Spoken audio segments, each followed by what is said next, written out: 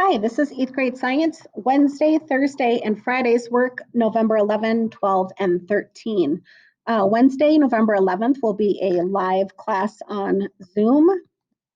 We will be doing the following. Here's our agenda. Going over Tuesday, the work for Wednesday is looking at land versus water and previewing, what should say Thursday and Friday. Let me change that right now. Thursday and Friday.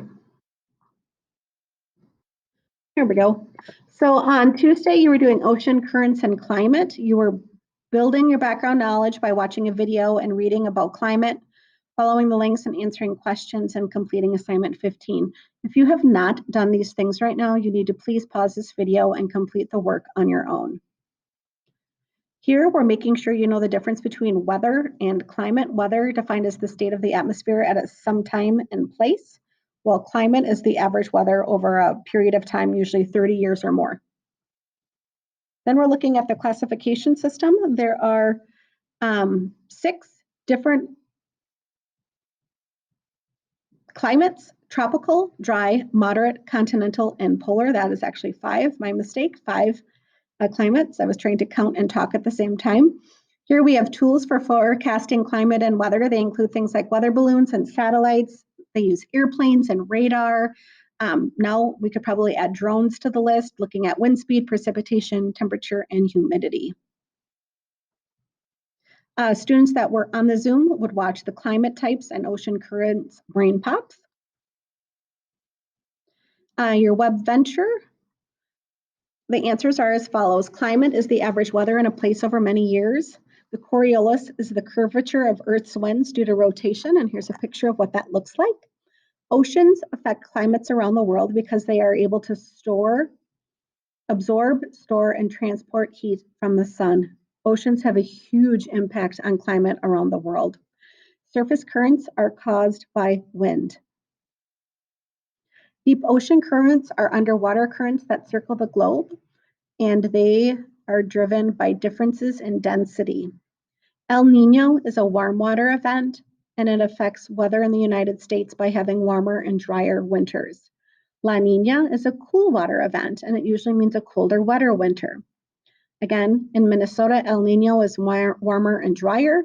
La Nina is colder and wetter, and 220 looks to be a La Nina. We'll see if that holds out.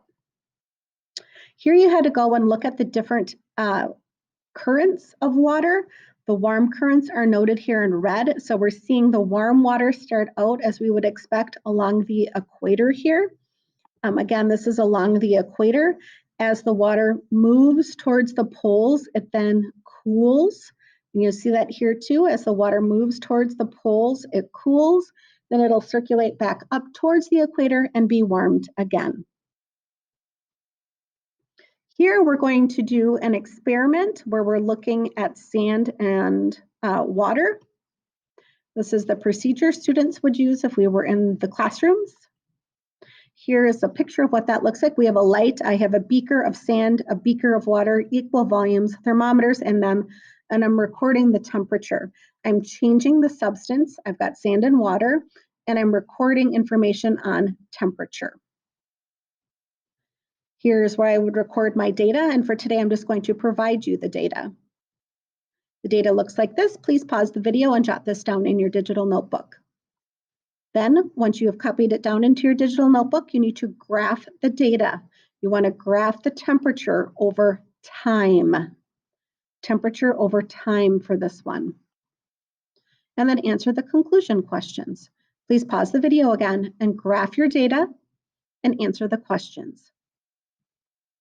Your data might look something like this. Again, it's your temperature over time.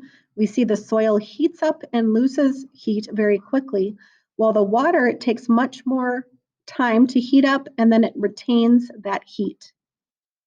Please pause and check your answers for the questions. On Thursday, you'll be taking a test. And on Friday, we've got more vocabulary for you to define, either defining the term or putting an illustration or drawing.